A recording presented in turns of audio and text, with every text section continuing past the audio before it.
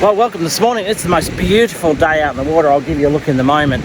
But Leanne and I today, we're bringing you 5 ways, or 5 steps, I should say, 5 steps to catch more blue tusk fish.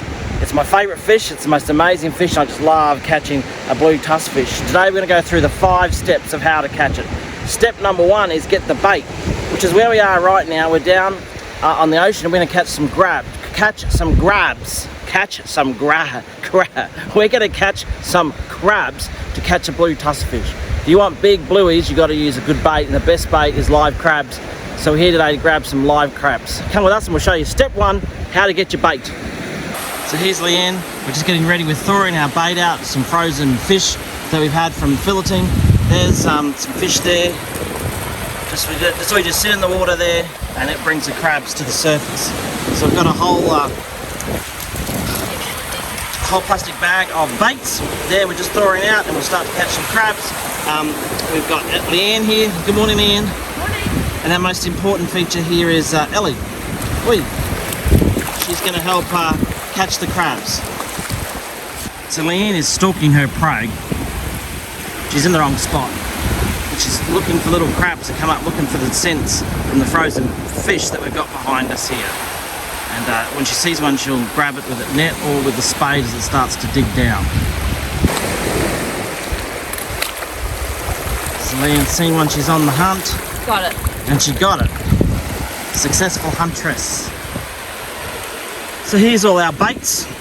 They're on the ground and the juices come out and the water comes up, hits it, takes it back into the water.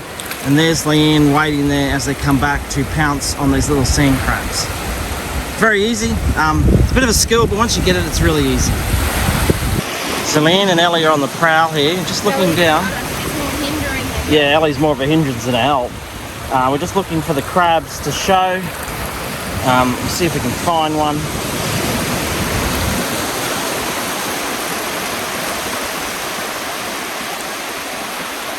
There we go, Leanne's onto one now. Did you get it, Leanne? So just see in there. That's what they look like. Really good bluey bait. Welcome back to 5 steps of how to catch a blue tusk fish. Now, in the bait system, we've got 2 baits. This morning you saw us going out and we were catching these crabs. You put them on the hook. I'll show you how to do that later, but they're the crabs that we're using. And also, the coral prawns. They really need to be coral prawns because they've got a shell, and the tusk fish likes to try and break it open, and you can tell when it's a tusk fish by how they take the bait. So coral prawns and crabs are the best bait for blue tusk fish. Now we got onto one beautiful blue tusk fish. Just got him. He's starting to lose his colours already, but the most beautiful fish you've ever seen. You can see their tusk, black spot at the top there, and look at their teeth. A lot of people get blue tusk fish or tusk fish confused with a parrotfish. They're not a parrotfish. Parrotfish have like a beak, whereas you can see by this fish, they have those big teeth. So beautiful example of a blue tusk fish. We're getting him on ice so we can keep his colours, so we can show you how to cook him. Okay, so to put the crab on, we pull off his back leg, what you call it, leg swimmer. Chuck that overboard for burley, and we just go in here, down through here, and then back up out of his shell. It's a bit of an art, but once you get it a couple of times, this is a bit easier when they're dead than when they're alive, because when they're alive they're trying to bite you. Okay, so that's in there. Now, this one's dead, so all you peace lovers don't get mad at me. What we also will do, just smash him up a little bit. He's already dead, so just smash him a little bit like that. We find that helps. Okay, next. So you see the shot of my sounder on the screen here. What I prefer, there's different ideas around this, and that's okay. And I'm just an intermediate fisherman who loves catching blue tusk fish. But what I find is you want to find a good gravelly spot like this. It's not uncommon when you gut a fish, a tusk fish, to find all this gravel in its belly, because it loves to pick at the food on the bottom of a gravelly base. So I find the best place for tusk fish a gravelly base. We're looking at step number 3. What do we do and how do we set up our hooks? Well, I have 2 suggestions for you, and again, these are just suggestions of what I've found. One is you get this long shank hook. It's a little bit like a whiting hook, but I think it's a size 5 or a size 6. And then the sinker straight onto the hook. You want to go as minimalistic as you can with the sinker. And if you need to, you might go 2 little ones like that. And then what you can do is, because of the long shank hook, you can put your coral prawn, which we've learned about already, the coral prawn onto here, and it takes up the whole hook, and it looks like it's ready to swim away. Great way to do it. Now, that will catch you up to about 55-60 centimeters. Once you get above 55-60 centimeters, this hook probably not quite strong enough. So the second option we do, and you're probably going to be in maybe a bit deeper water, is to go for a bit bigger sinker straight onto a octopus hook, and that can go straight through your crab or onto your prawn. It just doesn't sit as well presented as the other hook, but nevertheless it still works. So there are your two line setups that I would use when I'm going out chasing tusk fish. So we're on to another one. I can tell by the bite. I didn't quite get in time to show you. I'm pretty confident this is a blue tusk fish by the way he took the bite and then took the hook. He's not very big. I got him up quite quick, but we'll have a look. Yeah, it's another tusky. This one's on the prawn. We've got the crab out the back, but it's only a little one. We'll chuck him back. One of the results of trying to catch blueies is that there's lots of grassies around. So here's a little baby grassie that's swimming around in the same area. What you got there, Paul? No, but it's decent. We just had whales in the background. We had everything in Mackay. Look at that! Nice blood in here. Sorry, the whales are more important.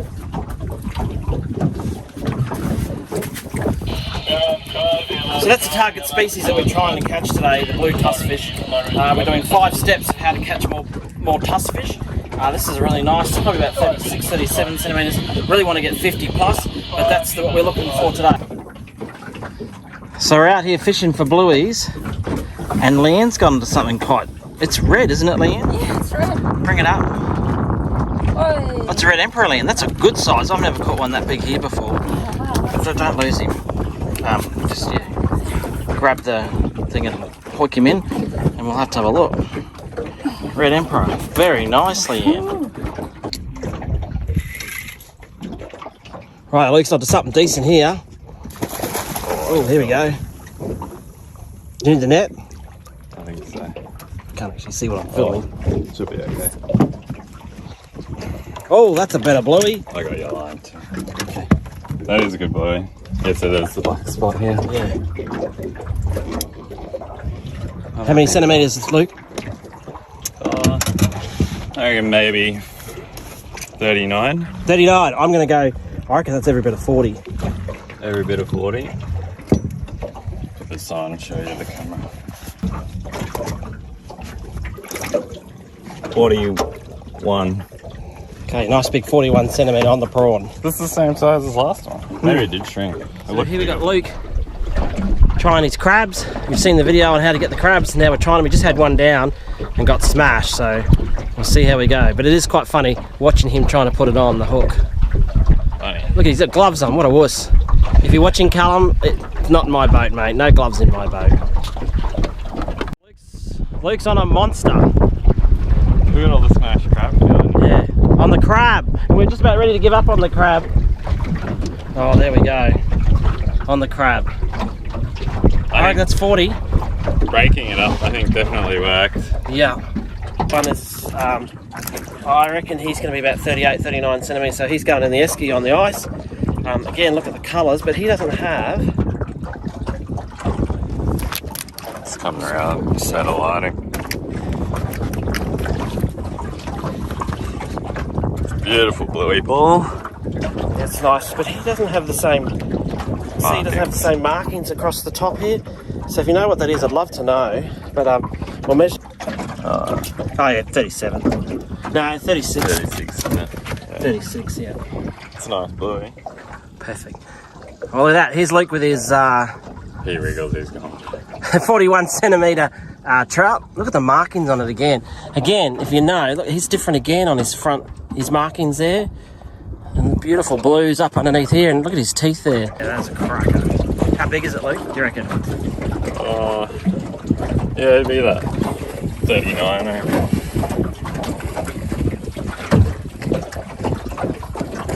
40. 40. That's the problem, isn't it? That's the joy. No way. I'm not sure what to do. Okay, Luke's onto another big bluey. Is that on the crab or the prawn? On the prawn. There he is. Big one. Really need that net, that hook. Oh, sorry. Sorry, I didn't hear. I reckon we're at 45.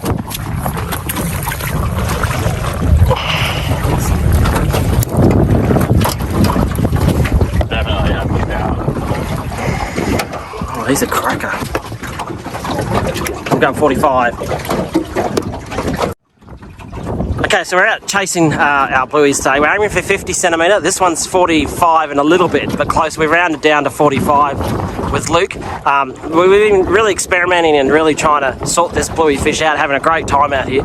What we've come up with, this is the rig we use. Luke, if you want to show us use the hook. We get this one from Tuckawell Mackay. It's almost like a whiting hook, but bigger in a size 4, straight onto the sinker, and prawns and crab. But that one was caught on a prawn. And what you want to do is have that on the bottom around a rocky structure, not a bommy, but around a gravelly structure. And Luke, when they take it, you know it, because they grab the fish, and because it's got shell on this coral prawn, you want coral prawns, they try to break it a little bit against the rocks, and you can feel them doing it. How do you catch it from there, Luke? What have we found to work? You've got to get them up, don't you? Yeah, not long ago I got smoked on the lighter rod. So I got this big guns out, the Stella with this pretty stick broomstick rod. Just so you got the power to get them up off the bottom. Yeah. Keep them away from the rocks. Because they go straight, when you get them on, they go straight to their home. Yeah. And we lost a big one, as I said earlier, straight to his home. So that first powerful moment's got to be reefing up on the rod and then get into them for the first 5 metres. And once you've done that, they're not too bad. But hang on, because a big one like this pulls you in the water. 3, 2, 3. Welcome to our cook-up of this lovely blue bone. This is the blue bone that we caught the other day. You can see he's got some lovely colours coming through.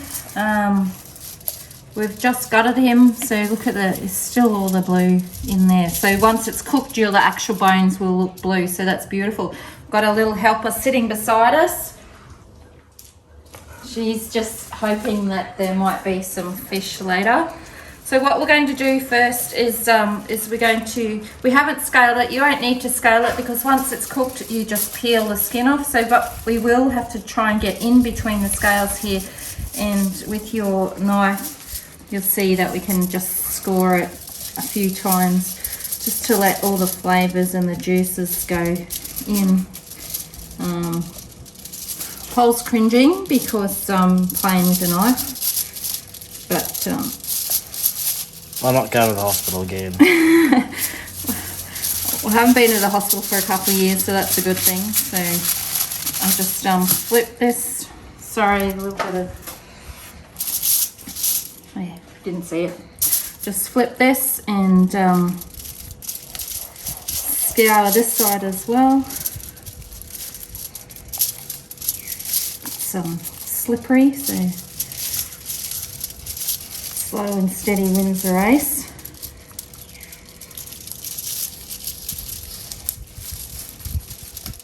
Okay, so let's just put this knife away.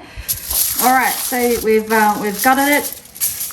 This is the simplest recipe ever. So I've made some lemon juice, olive oil, favourite herbs and spices, a bit of garlic. Just going to put a tiny bit here on as a base. Whack the fish back on. Then we want to put some more, try and get it in here.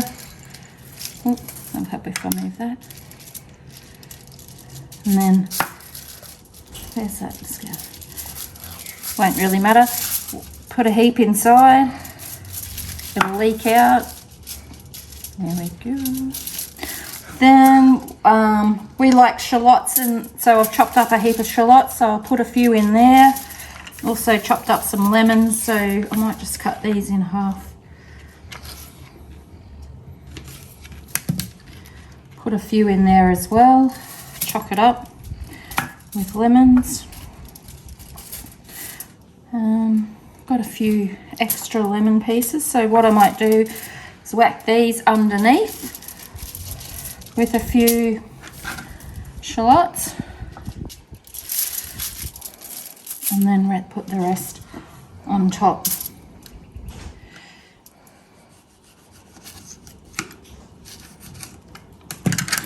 With the shallots. Whoop. Doesn't have to be neat, we're going to stick it in the barbecue. We've preheated the barbecue, so the barbecue's been on for about 15 minutes preheating. Shallots, garlic, these herbs and spices. It's mixed herbs, so I'm not sure what's in it, but tastes delicious. So then we're going to wrap it up so that it's like a boat actually, like this, so that it's a bit of a parcel. This side as well.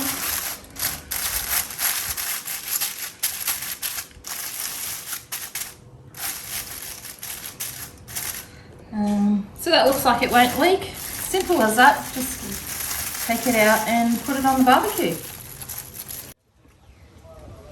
Alright, so we've got our little parcel here, and we just whack it in the middle. Not like the middle is probably the most even heat, so it's not on the on the elements. So we'll just whack it in the middle and come back and check on it in probably 15 minutes.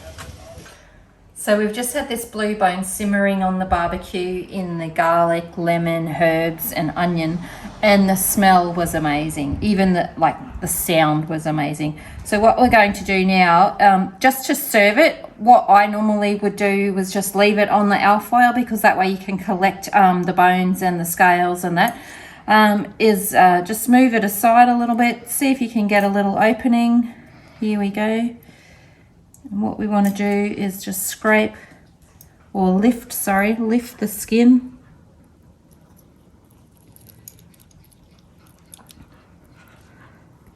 And reveal this absolutely perfectly cooked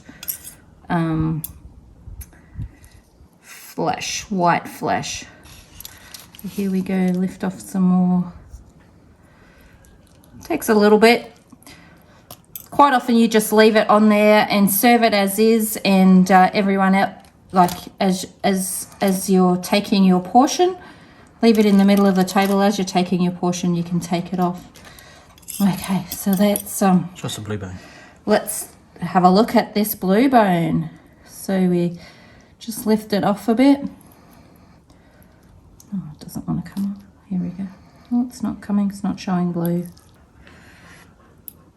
And as you can see here, as we pull off the absolutely perfectly cooked flesh, the bones are blue, and that's why it's called a blue bone fish. In the last element of catching our blue bone, we've done a beautiful barbecue cook-up, and the meat is just falling off the bone, and our blue bone's delicious.